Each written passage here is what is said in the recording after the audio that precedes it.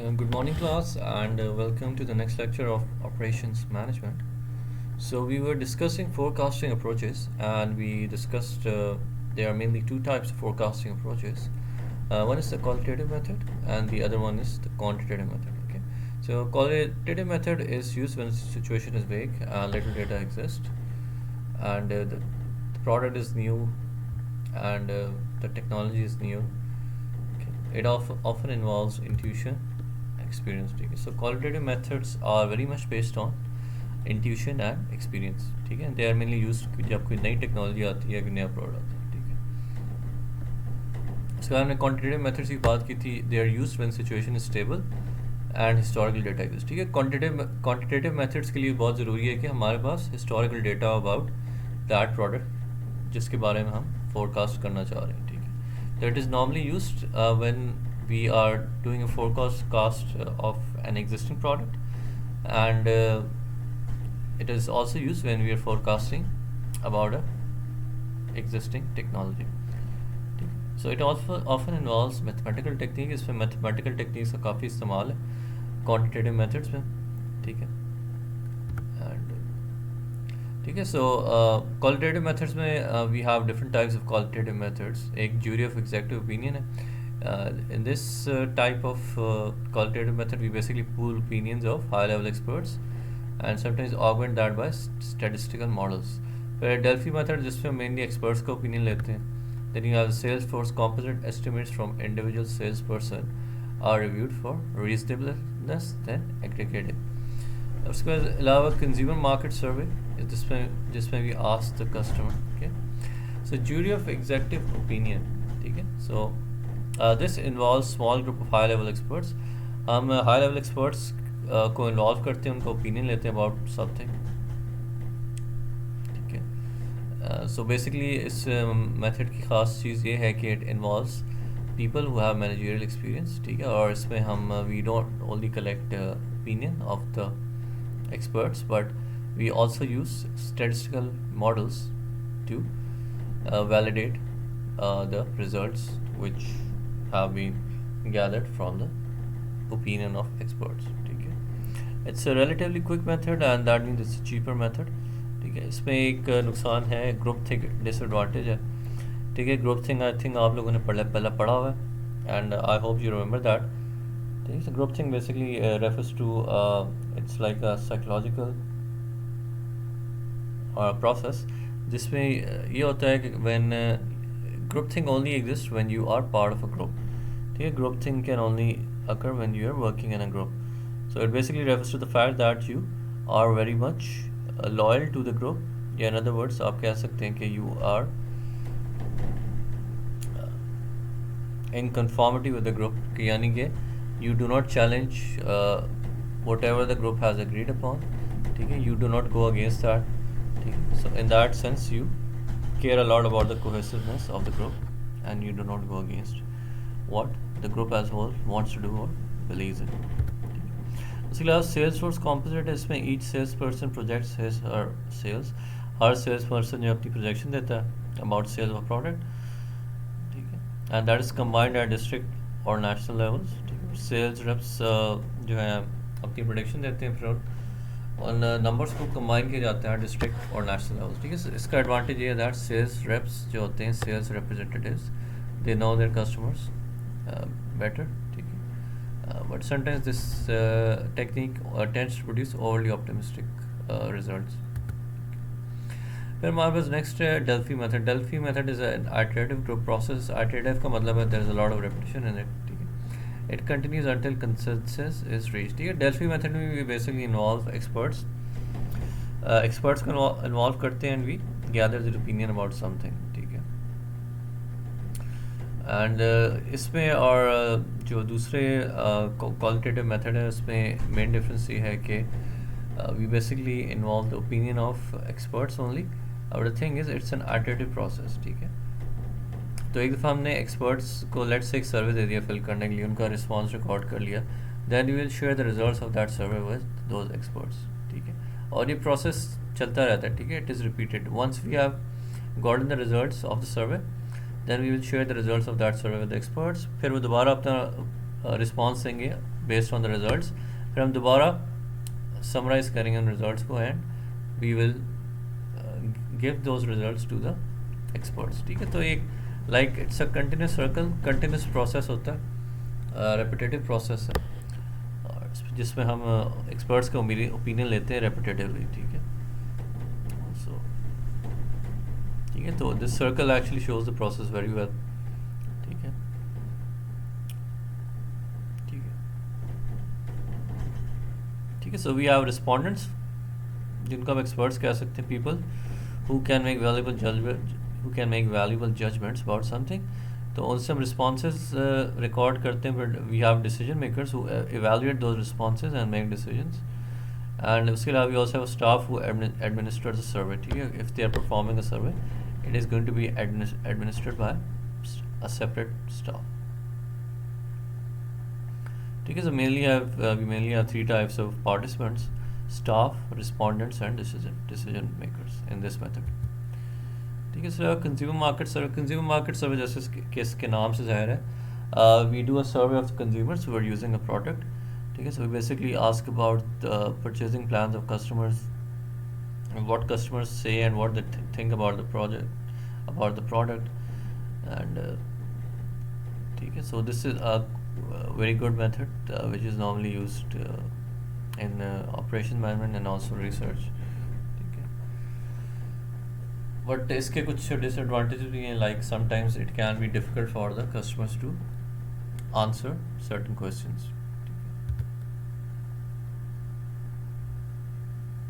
ठीक है, quantitative approach की तरफ आ जाते हैं। ठीक है, क्वांटिटेटिव अप्रोच में we mainly use mathematical models, जिसमें मैथमेटिक्स की इक्वेशन यूज़ होते हैं, मैथमेटिक्स के प्रिंसिपल्स यूज़ होते हैं। ठीक है,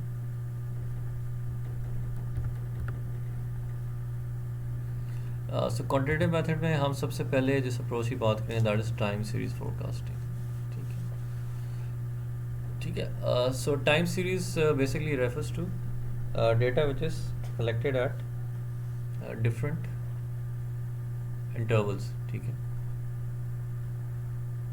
so it's basically a set of evenly spaced numerical data। ठीक है, यानी कि हम different time intervals पे data collect करते हैं। ठीक है, about something।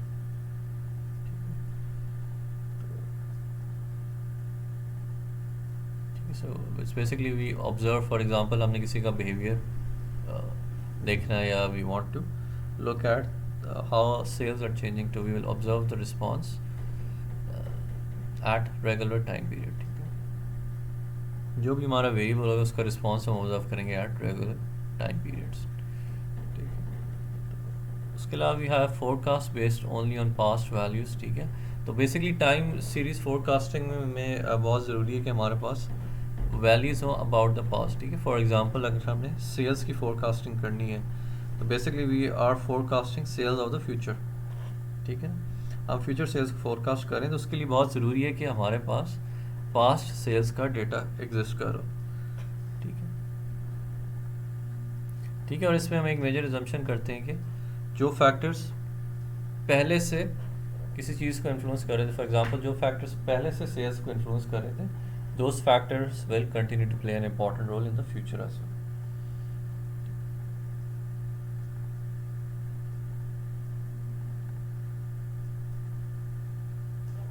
उसके बाद नेक्स्ट पे आते हैं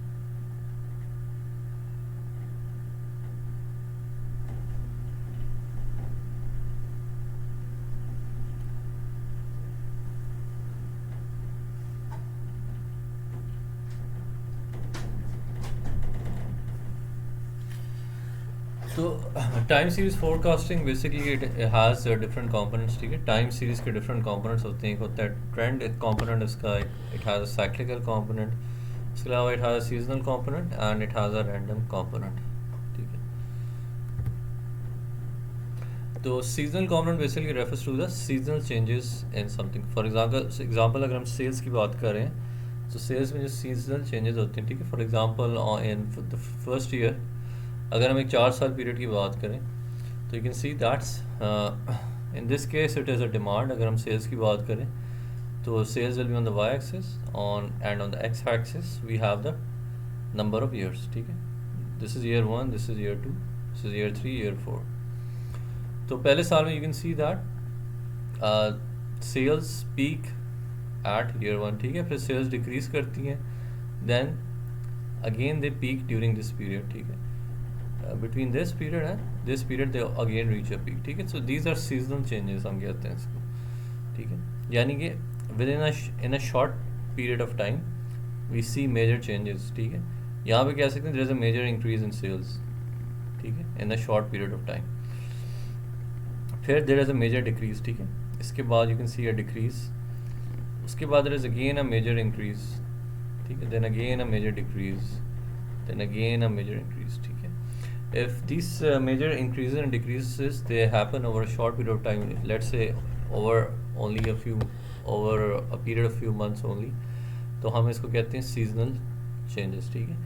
तो अगर सीजनल चेंजेस इस तरह से हो के there is a sudden increase, इस तरह यहाँ पे इट्स अ पीक, जिसको कहते हैं सीजनल पीक्स, ठीक है। और दीज आर ट्रॉफ्स, ठीक है, सीजनल ट्रॉफ्स कह सकते हैं। यानी कि जो टॉप है इसको पीक कहेंगे, जो बॉटम इसको ट्रॉफ कहते हैं। उसके अलावा we have a trend component, ठीक है। Generally you can see if this is a graph of sales, ठीक है। ये जो ब्लू लाइन है, if this is a graph of sales, तो आप ब्लू लाइन की डायरेक्शन देखें किस तरफ जा रही है। We can see generally there is an increase, ठीक है। ब्लू लाइन को अगर आप देखें generally there is an increase, so generally there is an increase in sale and that is a trend, ठीक है। Trend is basically general increase और decrease, ठीक है। ओवरऑल अगर आप देखें there has been an increase, ये जो ब्लू लाइन है it has been going upwards, ठीक है। सो there has been an increase in the sales. If हम सेल्स को वाई एक्सिस पर रखें तो ब्लू लाइन को देखें तो by looking at the blue line we can see that there has been an increase in sales, ठीक है। So we can say there is an upward trend. Upward trend क्या है कि देयर हैज़, हम एक सीधी लाइन ड्रॉ कर सकते हैं which shows there has been on average an increase in the sales, यानी कि there is an upward trend, यानी कि the value of Y it is moving upwards, slowly move कर रही है but it's moving upwards along this line, ठीक है। So value of Y axis whatever is on the Y axis, whether demand या sales है, it is moving slowly upwards along this brown line, ठीक है। So, इसी line को हम कहते हैं ट्रेंड, ठीक है। उसके अलावा we also have some random variation, ठीक है। तो आप देखें अगर ब्लू लाइन इज सेल्स, तो यहाँ पे सेल्स इंक्रीज करके it has reached a peak, then it has fallen, उसके बाद थोड़ा और डिक्रीज की है, ठीक है। सो दिस जो है दिस छोटा सा पार्ट इसको कह सकते हैं there is a random variation in sales, इसको कहते हैं रैंडम कंपोनेंट, ठीक है। बिकॉज ये बहुत छोटी सी वेरिएशन, ठीक है, and it happens very quickly, ठीक है, थोड़े से टाइम में हो रही है, तो this is a random component, ठीक है। तो टाइम सीरीज़ के basically we have different components. एक तो उसका सीजनल कंपोनेंट है, फिर ट्रेंड कंपोनेंट है, ठीक है, then we have a random component over here, ठीक है। जो trend component of time series, ठीक है, it is persistent and it's an overall upward और डाउनवर्ड पैटर्न, ठीक है। So basically trend component of time series is an overall upward और downward pattern. फिर it can be because of changes due to population or changes due to changes in technology or changes due to changes in age or culture, ठीक है। and it can be of it can the trend basically it lasts for typically several years, ठीक है। trend in this case it lasts typically for several years, ठीक है। it can be for a few months as well, but हम यहाँ पे long term trends की बात करें तो they last for several years actually। Seasonal component is basically the regular up or down patterns, ठीक है। So you can see we have up and down patterns over here. This is an up pattern, ठीक है, फिर this is a down pattern, दोबारा up pattern आ रहा है, ठीक है, यहाँ तक जा रहा है, फिर again there is a down pattern, यहाँ तक आ रहा है, ठीक है। सो दीज आर, हम कह सकते हैं वेरिएशंस, या इसको हम पैटर्न्स कहते हैं बेसिकली, ठीक है। अपवर्ड पैटर्न हो गया, फिर डाउनवर्ड आया, फिर अपवर्ड पैटर्न आया, फिर डाउनवर्ड्स, ठीक है। सो ये जो पैटर्न्स डेवलप हो रहे हैं इनको हम कहते हैं सीजनल कंपोनेंट या सीजनल चेंजेस, ठीक है। So they are regular pattern of up and down fluctuations, ठीक है। वो जो अप एंड डाउन फ्लक्चुएशंस हो रही है वो रेगुलरली हो रही है ऑन रेगुलर इंटरवल्स, ठीक है। So because they are happening on regular intervals, तो इसको हम सीजनल कंपोनेंट कहते हैं। सो इस तरह के seasonal component it can be because of changes due to the weather, due to customs, and they typically occur over a period of few months, ठीक है। So it's less than 1 year but few months, ठीक है। So this table actually shows कि week में कितने seasons हो सकते हैं, मंथ में कितने हैं, ठीक है, ईयर में कितने सीजन्स हैं, ठीक है। So this actually depends कि आप क्या चीज़ मेजर करना चाह रहे हैं, there is no standard over here, ठीक है। अगर आप सेल्स के वाले से बात करें तो इट विल डिपेंड कि किस प्रोडक्ट्स की सेल्स की आप बात करें, उसके हिसाब से सीजन बनेंगे, साल के या वीक के या मंथ्स के, ठीक है। फिर एक साइक्लिकल कंपोनेंट है। Cyclical component is basically a season is actually composed of cycles, ठीक है। यू कैन सी के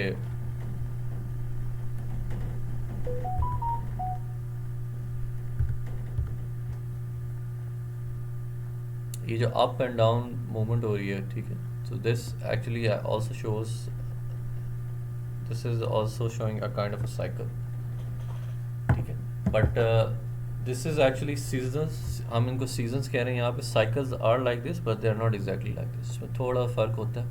अगर आपने जीडीपी का ग्राफ कभी देखा हो, ठीक है, सो जीडीपी का जो ग्राफ होता है उसमें वो ग्राफ को जिस तरह से बनता है, ठीक है, वो ये ज़्यादा स्मूथ है ग्राफ, ठीक है, बिल्कुल सीधी लाइन, सीधी तो नहीं है, कर्व से बिल्कुल स्मूथली ऊपर जा रहा है, कर्व में इतनी ज़्यादा वेरिएशन नहीं है as compare to the other graph. फिर स्मूथली डिक्रीज़ हो रहा है, फिर स्मूथली इंक्रीज़ हो रहा है, ठीक है। सो जीडीपी का ग्राफ भी इसी तरह मूव करता है, ठीक है। जो अपवर्ड और डाउनवर्ड ट्रेंड है इसको हम कहते हैं साइकिल्स।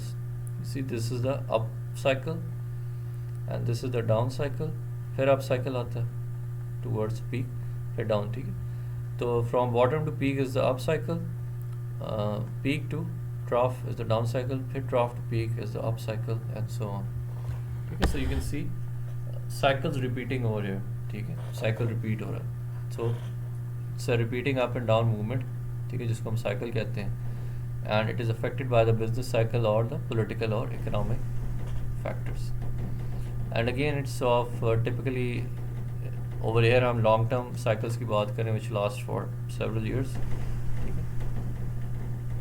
कई सालों की साइकिल्स की हम बात करें,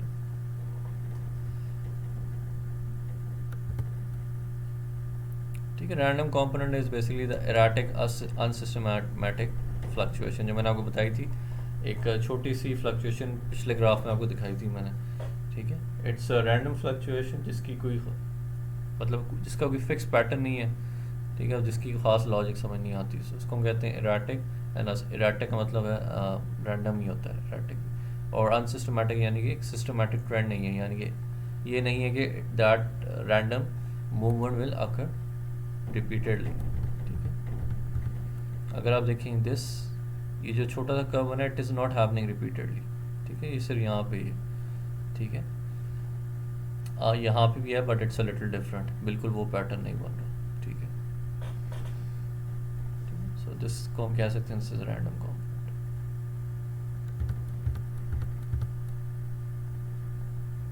ठीक है। सो ये जो रैंडम चेंजेस होते हैं इसको हम एराटिक चेंजेस भी कहते हैं, they are due to random variation और अनफोर्सीन इवेंट्स, ठीक है। They can be because of some random variation जो एग्जिस्ट करती है इन टाइम सीरीज, ठीक है, because of the nature of time series, या it can be because of some unforeseen events. Unforeseen events वही हो सकते हैं, फॉर एग्जांपल कोई इकोनॉमिक शॉक आ जाए, ठीक है, सम पॉलिटिकल चेंजेस की वजह से हो सकते हैं, ठीक है। सो रैंडम कंपोनेंट को हम रैंडम चेंजेस भी कह सकते हैं, दे typically happen over short period of time, over a short duration,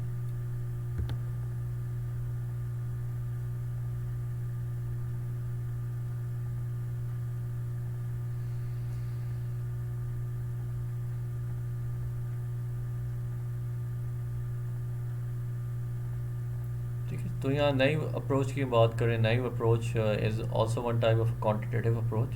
it assumes that demand in next period is the same as the demand in most recent period. ठीक है.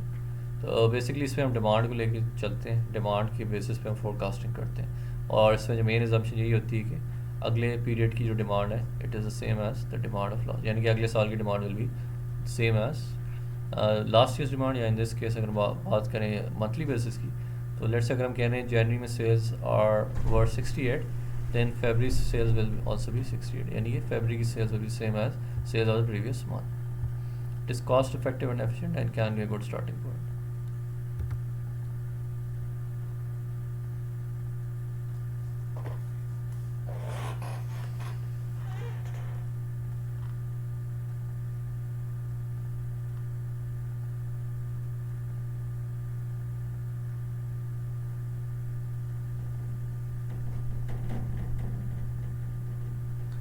So moving average method है.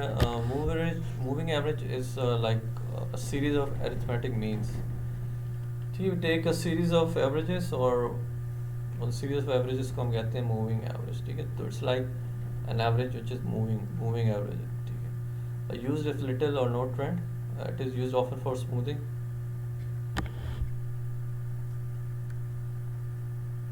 It provides overall impression of data over time.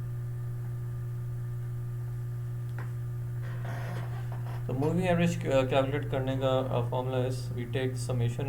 इसका formula basically वही है जो average का formula. ठीक है, तो लेट्स अगर हम डिमांड की मूविंग एवरेज कैलकुलेट करें तो we take the sum of demands in previous periods. Let's say N periods हैं, 2-3 साल की बात करें तो previous 3 years. Take the sum of demand in the previous 3 years and we divide that by 3. ठीक है, सो ये एक मूवी एवरेज की एग्जांपल है. ठीक है, तो यहाँ पे आपको सेल्स का डाटा दिया हुआ है.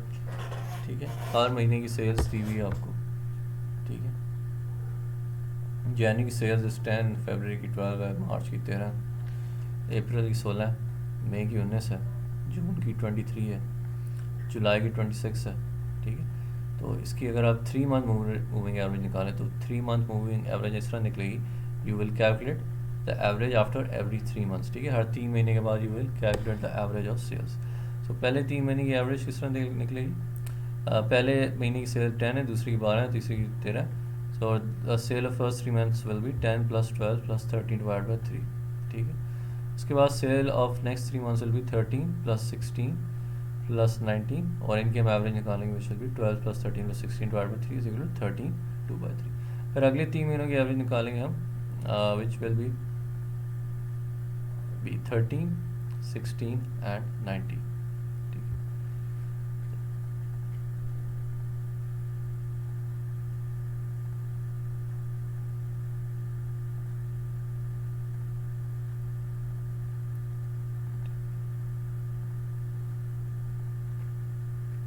फिर हम मज़ीद 3 महीनों की एवरेज निकालते हैं. लास्ट 3 मंथ से 16, 19 and 23.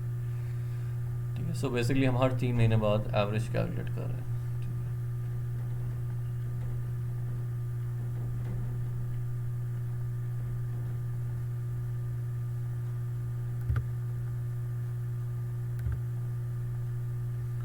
ठीक है, so you can see this is the graph of moving average forecast. ठीक है, तो यहाँ पे sales you have on your Y axis, और X axis you have time. तो ये एक्चुअल सेल्स का ग्राफ है और ये मूविंग एवरेज है. ठीक है, यू कैन सी एक्चुअल से ज़्यादा है, मूविंग एवरेज कम है. सो नॉर्मली आपकी फोरकास्ट होती है based on moving average, it lags the actual sales. उसके अलावा वेटेड मूविंग एवरेज में ये होता है कि you basically assign weights to each period. ठीक है, वेटेड मूविंग एवरेज में it's use when trend is present. Older data is usually less important. ठीक है, weights are based on experience and intuition. ठीक है, तो इसमें बेसिकली आप वेट्स असाइन करते हैं हर टाइम पीरियड को. ठीक है, फॉर एग्जांपल पहले महीने को you will assign a weight. ठीक है, दूसरे महीने को you will assign a weight. ठीक है, तो लेट्स से आप पहले महीने को यू आर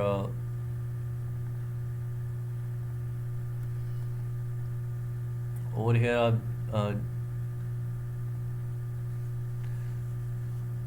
जो बेसिकली जो सबसे रिसेंट मंथ होता है उसको आप सबसे ज़्यादा वेट असाइन करते हैं. उससे पुराना महीना उसको आप कम वेट असाइन करते हैं, ठीक है। तो in this case you can सी जो लास्ट मंथ है it is March over here, ठीक है, ठीक है। जो सबसे लास्ट मंथ है हमने पहले 3 महीने की एवरेज निकाल ली, तो जो आखिरी महीना बनता है that is the most recent या लेटेस्ट मंथ, तो वो है मार्च, ठीक है। और मार्च को हम मल्टीप्लाई करेंगे, पहले मार्च को हमने वेट दिया 3, ठीक है, 3 का वेट दिया हुआ है, तो मार्च से जो पहला महीना उसको हमने थोड़ा सा कम वेट दिया विच इज़ इक्वल टू 2, और जो उससे पहला महीना उसको हमने वेट दिया हुआ 1 का, ठीक है। सो आप in this case you will calculate the moving average by multiplying the value of sales of each month by its respective weight, ठीक है। तो 3 को हम 13 से मल्टीप्लाई करेंगे, फिर 2 को 12 से करेंगे, फिर 10 को 1 से करेंगे, and we will sum it up and divided by 6,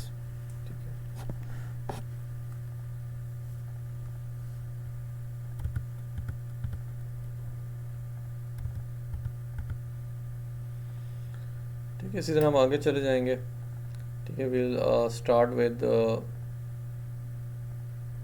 ठीक है, पहले हम 1, 2, इन 3 महीनों का करें, उसके बाद we start with February, March and April, ठीक है। तो जो सबसे रिसेंट मंथ है वो है अप्रैल का, ठीक है। तो फरवरी, मार्च और अप्रैल, अप्रैल को हमने 3 से मल्टीप्लाई करना है, फिर 2 को हमने 13 से करना है, फिर 12 को हमने 1 से कर देना, we'll again divide that by 6,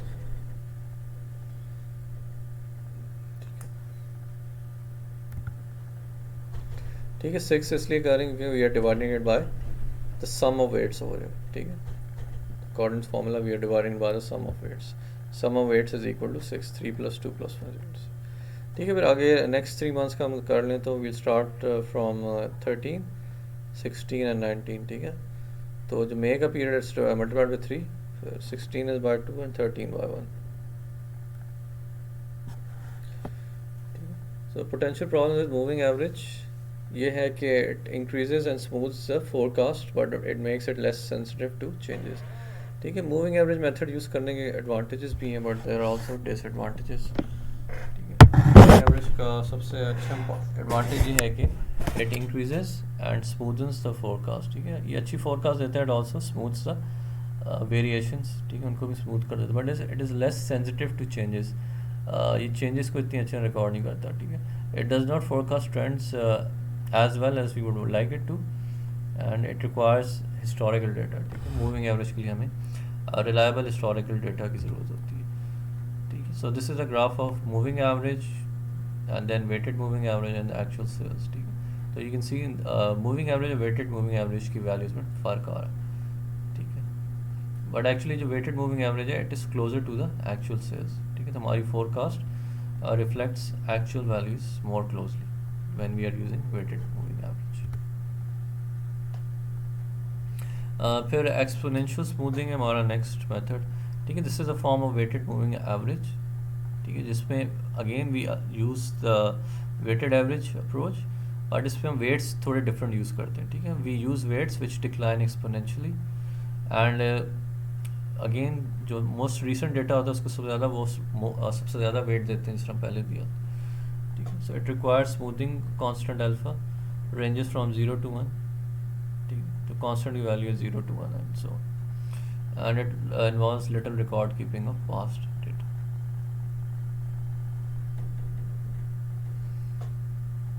तो पास्ट डेटा पे बहुत ज़्यादा डिपेंडेंट नहीं है ये अप्रोच, इसका ये फ़ायदा, ठीक है। But still we need data about the previous period, ठीक है। तो इसका formula is like this, if you want to forecast the value at time t, it's equal to the forecast of the value at t minus 1 plus alpha and actual sales या actual value at time t minus 1 minus forecast at time t minus 1, ठीक है। तो इसकी example अभी हम देखते हैं। so alpha over here is the smoothing constant, ठीक है। we add this constant, smoothing exponential moving average में एक ख़ास चीज़ है, we add this constant alpha, ठीक है। इसको हम स्मूथिंग कांस्टेंट कहते हैं, इसकी वैल्यू रेंजेस फ्रॉम 0 to 1,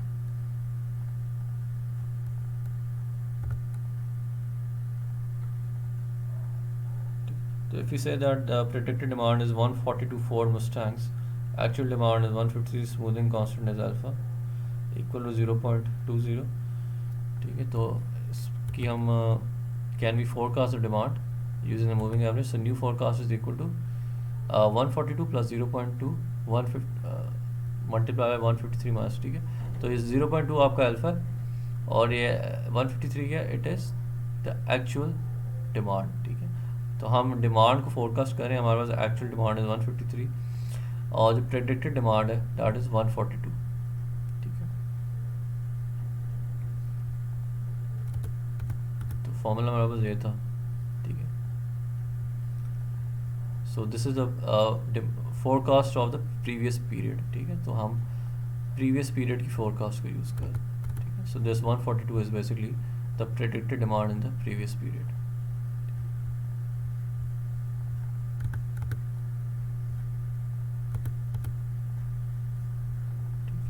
तो ये दोनों जगह 142 आ रहा है. This is something important to note. और इसका आंसर आपके पास आ जाएगा 142 प्लस 2.2 इज इक्वल टू 144 का. ठीक है, तो हमारी जो न्यू फोरकास्ट है यानी कि अगले साल की फोरकास्टेड डिमांड है that is equal to 144 cars based on the exponential smoothing method. ठीक है, अब आपकी जो एक्सपोनेंशियल स्मूथिंग मेथड का जब यूज़ करेंगे आपके पास जो रिजल्ट आएगा it will actually depend on the value of alpha you use. ठीक है, तो मोस्ट रिसेंट पीरियड को we assign value of alpha, उससे जो ज़्यादा पुराना होता है that is assign value of alpha 1 minus alpha, फिर अल्फा 1 माइनस अल्फा स्क्वायर, उससे पुराना alpha 1 minus alpha cube and then alpha 1 minus alpha square, not square, alpha into 1 minus alpha raise to 4.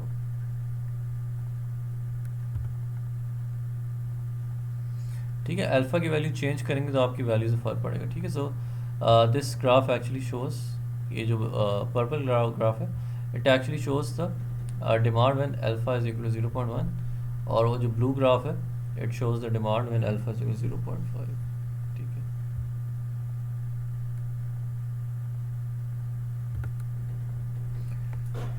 ठीक है, we normally choose a higher value of alpha when underlying average is likely to change and we choose low values of alpha when underlying average is stable.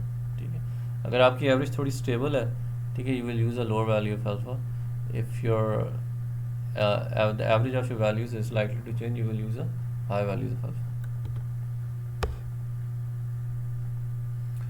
ठीक है, so we choose the value of alpha based on the fact कि हमारा objective ये होता है to obtain the most accurate forecast no matter what technique we are using. ठीक है, सो हम बेस्ड ऑन द हम जो वैल्यूज एक्सपेक्ट कर रहे हैं हमारे पास जो पुराना डेटा है उसको देखते हुए we will choose a value of alpha. ठीक है, so we generally select the value of alpha such that we get the lowest forecast error. ठीक है, फोरकास्ट एरर क्या होता है, it is equal to actual demand minus forecast value. Forecast error को measure करने के लिए आप डिफरेंट अप्रोचेस. ठीक है, डिफरेंट मेथड है. पहली approach is mean absolute deviation. ठीक है, mean absolute deviation is actually उसका फॉर्मूला आपके सामने, इसको शॉर्ट में MAD कहते हैं. It is equal to the sum of actual minus forecasted value divide by the total N. ठीक है, उसके अलावा हमारा मीन स्क्वायर एरर है जिसमें हम फोरकास्टेड एरर्स का स्क्वायर लेते हैं, फिर उनको सम करते हैं, फिर एन से डिवाइड करते हैं. फिर हमारा मीन एब्सोल्यूट परसेंट एरर है. ठीक है, इसमें हम बेसिकली परसेंटेज कैलकुलेट करते हैं, फिर उसको एक्चुअल से डिवाइड करते हैं. ठीक है, तो बेसिकली ये जो चीज़ है दिस इज़ द परसेंटेज. ठीक है, हम बेसिकली इसमें परसेंटेज ही कैलकुलेट कर रहे होते हैं.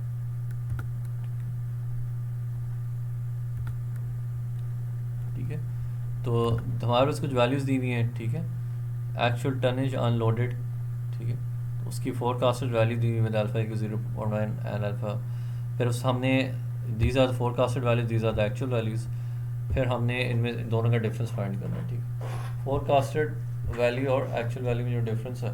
ठीक है, तो हमने फॉर्मूला क्या किया था, हमने फॉर्मूला डिस्कस किया था forecast error is equal to actual demand minus the forecast value. ठीक है, तो we have to take the actual demand and minus the forecast value from that, तो हमारे पास इसकी एब्सोल्यूट डिविएशन आ जाएगी. ठीक है, सो 180 माइनस 175 करेंगे हमारे पास एब्सोल्यूट डिविएशन आ जाएगी. ठीक है, इसी तरह 168 माइनस 175.5 करेंगे तो हमारे 7.5 आ जाएगा. इसी तरह हम इन दोनों के डिफरेंस लेते रहेंगे. ठीक है, तो in this column we have the absolute deviation. इन सारी एब्सोल्यूट डेविएशंस को हम ऐड कर देंगे तो हमारे पास सम आ जाएगा 82.45. ठीक है। सिमिलरली हम यहाँ भी यही करेंगे, ये हमारे फोरकास्ट है, यहाँ पे हमने अल्फ़ा का 0.5 रखा हुआ है, ठीक है। तो जब अल्फ़ा 0.5 होगा तो हमारे पास जो राउंडेड फोरकास्ट होगी दैट विल बी इस तरह से आएगी, ये वैल्यूज़ दी हुई उनकी, ठीक है। तो पहली जो हमारी डेविएशन दैट इज़ 180 माइनस 175, दूसरी डेविएशन इज़ 168 माइनस 175 तीसरी इज़ 159 माइनस 172, फिर चौथी 175 माइनस 165, ठीक है। तो ये सारी एब्सोल्यूट डेविएशन का हम सम लेते रहेंगे। और M A D mean average deviation calculate करने में देखिए, यानी सारी डेविएशन का सम लेके उसको एन से डिवाइड कर दें।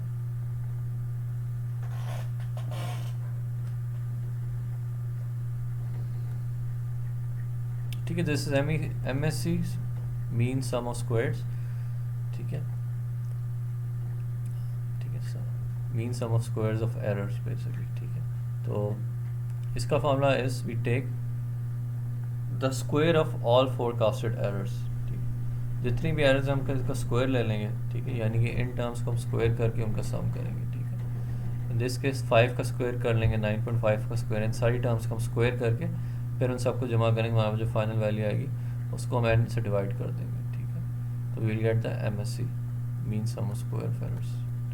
फिर एम ए पी है, ई है, ठीक है। इसको कैलकुलेट करने का मेथड थोड़ा सा डिफरेंट है, let me show you that, ठीक है।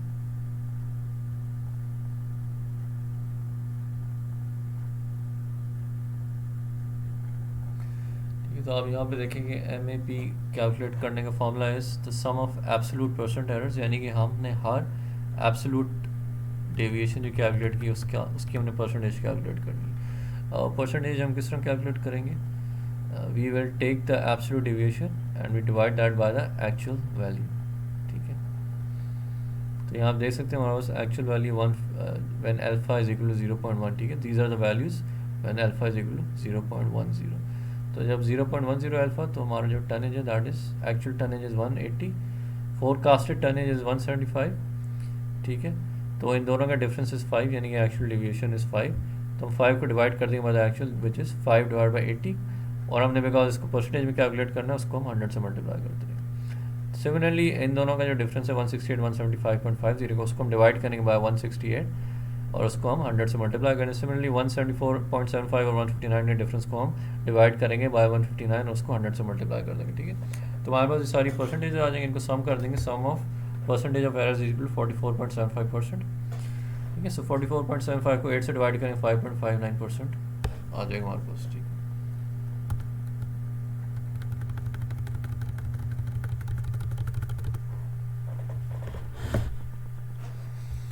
ठीक है, तो MAPE is perhaps the easiest measure to interpret, ठीक है। मैप को इंटरप्रेट करना ज़्यादा आसान है, ठीक है, जब हम फोरकास्टिंग एरर मेथड्स की बात करते हैं, ठीक है, because it's in percentage terms,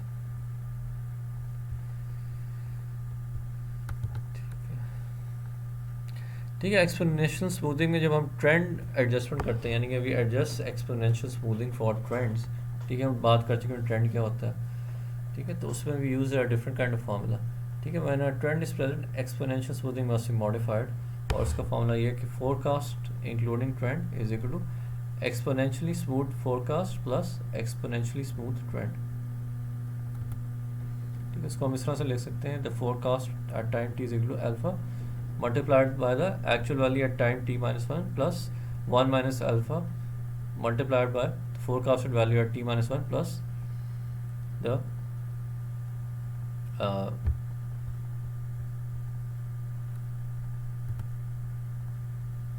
plus the trend at time t minus 1, ठीक है। so t is the trend at t minus 1, ठीक है।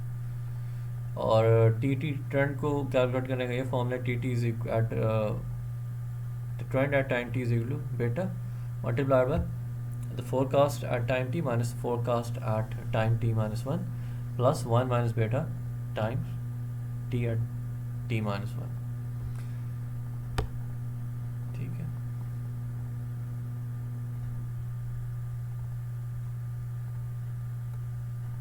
So the steps we use in the exponential smoothing trend adjustment are listed over here, ठीक है। तो मैं यहाँ पे एक्चुअल डिमांड दी हुई, मान दिया हुआ है, स्मूथ फोरकास्ट दी हुई है, स्मूथ ट्रेंड फोरकास्ट दी हुई है, और फोरकास्ट इंक्लूडिंग ट्रेंड, ठीक है। तो बेसिकली हमने कैलकुलेट करनी है फोरकास्ट इंक्लूडिंग ट्रेंड, हमें स्मूथ ट्रेंड दिया हुआ है यानी टी दिया हुआ है, स्मूथ फोरकास्ट दी हुई है FT, ठीक है। step 1 is we have to calculate the forecast at time t2, यानी कि सेकंड वन की फोरकास्ट.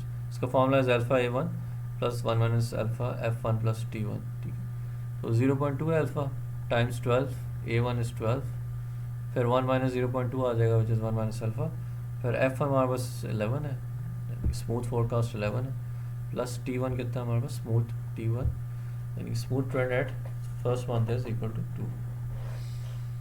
ठीक है, फिर we have to calculate the trend for month 2 which is t2. So t2 is equal to beta times f2 minus f1 plus 1 minus beta times t1. तो you can see the values from here. Beta is equal to 0.4 over है. ठीक है, बेटा हमने अलग से calculate करना होता है, we have to use that separately. ठीक है, एंड आपका जो बेटा है इज एक्चुअली इक्वल टू 0.4. ठीक है, फिर इसको मल्टीप्लाई करें 12.8 माइनस 11 से, and we will add 1 minus 0.4 times 2 to 8, तो हमारे पास 0.72 प्लस 1.2 आ जाएगा. ठीक है, इसमें आखिरी तीसरा स्टेप है कैलकुलेट FIT फॉर मंथ 2. तो मंथ 2 के लिए we have to calculate this forecast including trend FIT. ठीक है, so forecast including trend is equal to FIT at time t. तो हमने बेसिकली ये चीज़ कैलकुलेट करनी थी. ठीक है, तो that is equal to f2 plus t1. ठीक है, f2 हम निकाल चुके हैं.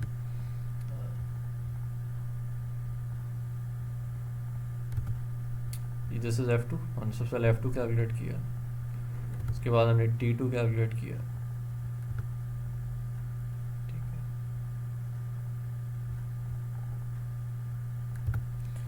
तो FIT2 is equal to f2 plus t1.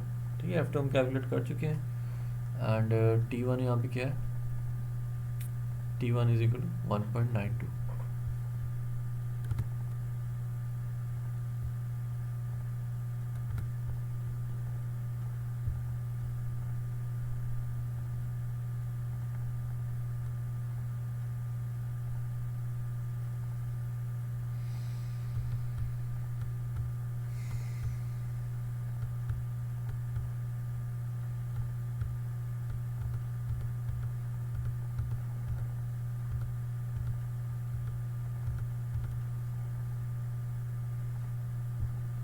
तो this should be t2 not t1. ठीक है, ये t2 होना चाहिए, गलती से t1 लिखा हुआ.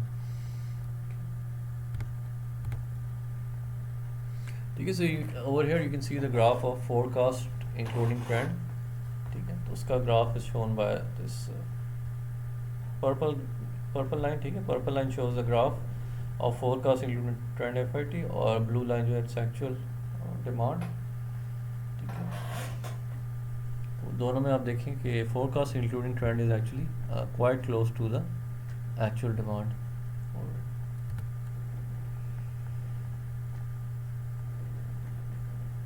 ठीक है, इसके अलावा एक और हम यूज़ करते हैं ट्रेंड प्रोजेक्शंस. ठीक है, ट्रेंड प्रोजेक्शंस में हम क्या करते हैं, it's another method of quantitative. It's one of the methods used in the quantitative methods. ठीक है, तो इसमें हम क्या करते हैं, हमारे पास हिस्टोरिकल डेटा होता है. ठीक है, उन हिस्टोरिकल डेटा को we can plot them on coordinate system, और उन पॉइंट्स को लेके हम चलते हैं, and we project a trend line using those points. ठीक है, तो हम फ्यूचर में एक प्रोजेक्ट को फोरकास्ट करने की कोशिश करते हैं यूजिंग द पास्ट ट्रेंड. ठीक है, and this method is basically used on the method of least squares. ठीक है, तो हम लीस्ट स्क्वायर्स का मेथड यूज़ करते हैं, एंड लीस्ट स्क्वायर्स का जो मेथड है, ठीक है, it's basically linear regression model use करते हैं, और उसमें लीस्ट स्क्वायर्स मेथड यूज़ करते हैं. ठीक है, तो लीनियर रिग्रेशन की जो इक्वेशन है वो इस तरह बनती है. ठीक है, this y is equal to a plus B X. ठीक है,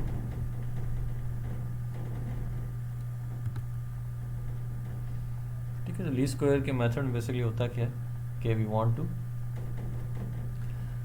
मेक श्योर कि हमारी जो कैलकुलेटेड वैल्यू है, ठीक है, that should be as close as possible to the actual value. ठीक है, यानी कि when we are going to calculate the estimated value of y. ठीक है, so this actually is the estimated value of y. ठीक है, when you are going to calculate the estimated value of y using this formula. ठीक है, it should be as close as possible to the actual value of Y. ठीक है, ठीक है, यानी कि ये जो लाइन है estimated value Y is equal to A plus B X, this will be a straight line. ठीक है, this will be a straight line, और ये आपके पास एक्चुअल वैल्यूज़ हैं सारी। ठीक है, ये जो स्टार्स शो हो रहे हैं these are all actual values of Y. ठीक है, तो ये जो स्ट्रेट लाइन है इन एक्चुअल वैल्यूज़ ऑफ वाई जो हैं, यानी कि this straight line should be as close as possible to the stars. ठीक है, so that is the basic concept of least squares method, because ये जितनी करीब होगी इन स्टार्स के, दैट मीन्स हमारा एरर उतना कम होगा। और एरर अगेन हम पहले बात कर चुके हैं, what is error, it's basically the difference between the actual value and the forecasted value. ठीक है, so least squares method minimizes the sum of the squared errors.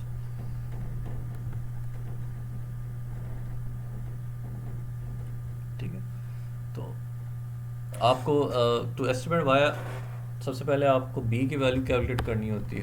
ठीक है, फिर ए की वैल्यू कैलकुलेट करनी होती है। ठीक है, और बी और ए की वैल्यू कैलकुलेट करने से पहले you have to calculate the value of X bar and Y bar. ठीक है, X bar is basically mean of X, Y bar is the mean of Y. फिर हमने एक्स स्क्वायर की भी एवरेज कैलकुलेट करनी होती है। ठीक है, एक्स की वैल्यूज आपको नॉर्मली गिवन होती हैं, you have the values of x. Basically ये सारी बी कैलकुलेट करना होता है, ए कैलकुलेट करना होता है, और फिर वाई कैलकुलेट करना होता है। सो ठीक है, this is an example which shows how you can calculate the value of A and B, and then you can how you can use that to calculate an estimated value of y। ठीक है, इसको हम next lecture में थोड़ा और closely देखेंगे। ठीक है, सो आज जस्ट क्विकली समराइज कि आज हमने क्या पढ़ा।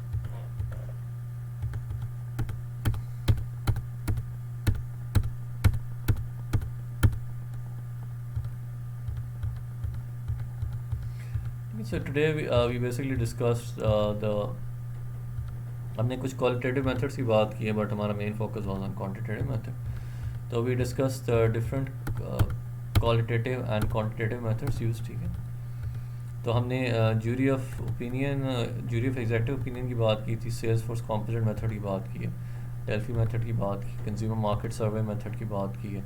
ठीक है, फिर आगे क्वांटिटेटिव अप्रोचेस में, क्वांटिटेटिव अप्रोचेस सबसे पहले हमने टाइम सीरीज फोरकास्टिंग की बात की। टाइम सीरीज फोरकास्टिंग क्या है? It's a method use to forecast the future value of something. ठीक है, and it is a set of evenly spaced. ठीक है, इसमें हम न्यूमेरिकल डेटा लेते हैं, और न्यूमेरिकल डेटा का नेचर ऐसा होता है, it is set of evenly spaced numerical data, यानी कि वो जो न्यूमेरिकल डेटा होता है it is spread out at equal time intervals. ठीक है, तो इसमें हम पास्ट वैल्यूज लेके फोरकास्ट करते हैं। ठीक है, time series component has a trend component, seasonal component, cyclic and random. ठीक है, this is the seasonal component, this is the trend component, और फिर हमारे पास रैंडम कॉम्पोनेंट भी है। ठीक है, ट्रेंड कॉम्पोनेंट ज़्यादा परसिस्टेंट होता है, ओवरऑल अपवर्ड और डाउनवर्ड पैटर्न है। Seasonal component happens regularly, it's a regular pattern of up and down fluctuations. फिर cyclical component, it's repeating up and down movements affected by business cycle, political और economic events. फिर random component है जो काफ़ी erratic होता है और unsystematic होता है। फिर नाइव अप्रोच है, naive approach assumes demand in next period is the same as demand in the most recent period. फिर मूविंग एवरेज मेथड है, moving average is a series of arithmetic means, इसका moving average calculate करने का ये formula. ठीक है, तो हमने एग्जांपल भी की moving 3 month moving average calculate करने की। फिर ग्राफ ऑफ मूविंग एवरेज निकाला, देखा हमने। ठीक है, then we calculate weighted moving average. Weighted moving average और मूविंग एवरेज में डिफरेंस ये है कि वेटेड मूविंग एवरेज में भी assign weights to different time periods. ठीक है, तो ये देखा हमने असाइन वेट्स असाइन किए हुए, सबसे जो रिसेंट मंथ होता है उसको सबसे ज़्यादा वेट असाइन होता है, फिर उससे पिछले महीने उससे कम हो, सबसे पहला टाइम से कम वेट असाइन होता है। फिर moving average and weighted moving average है। फिर एक्सपोनेंशियल स्मूथिंग मेथड है। ठीक है, एक्सपोनेंशियल स्मूथिंग में use this method, F T is equal to F T minus one plus alpha A T minus one minus F T. ठीक है, यानी कि forecasted value at time T is equal to the forecasted value at time T minus one plus alpha plus the actual value at time T minus one minus forecasted value T time T minus one. ठीक है, इसकी example हमने दी है, predicted demand हमें दी हुई है, actual demand is 153। तो how can we calculate the forecasted value of demand, which is equal to 140 plus 0.2, 153 minus 142।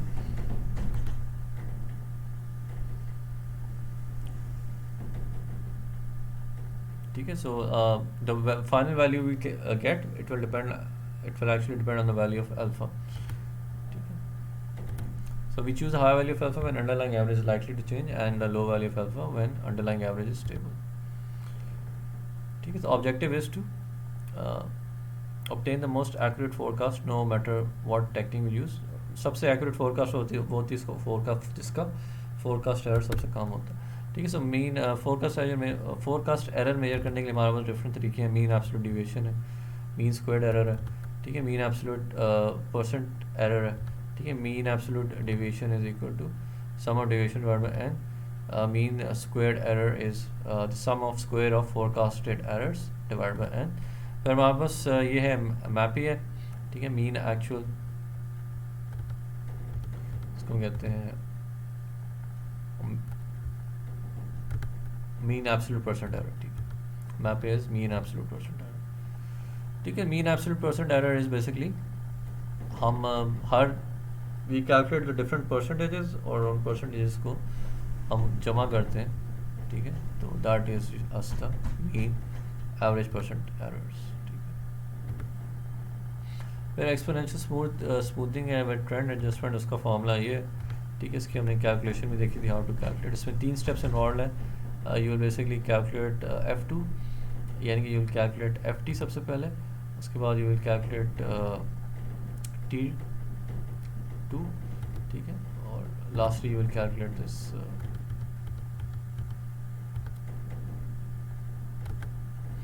ठीक है। सबसे पहले you calculate FT, then you compute TT, फिर lastly you calculate this forecasted with trend adjustment. ठीक है, forecasted value with trend adjustment FIT@T।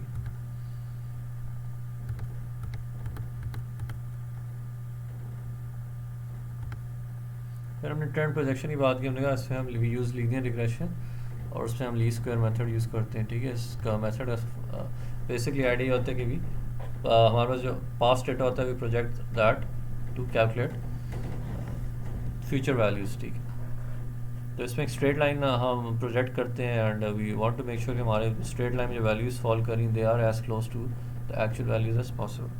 ठीक है, तो वो जितनी वैल्यू होंगे क्लोज होंगे एक्चुअल वैल्यूज़ के, आपका जो एरर्स हैं दे विल बी मिनिमम। ठीक है,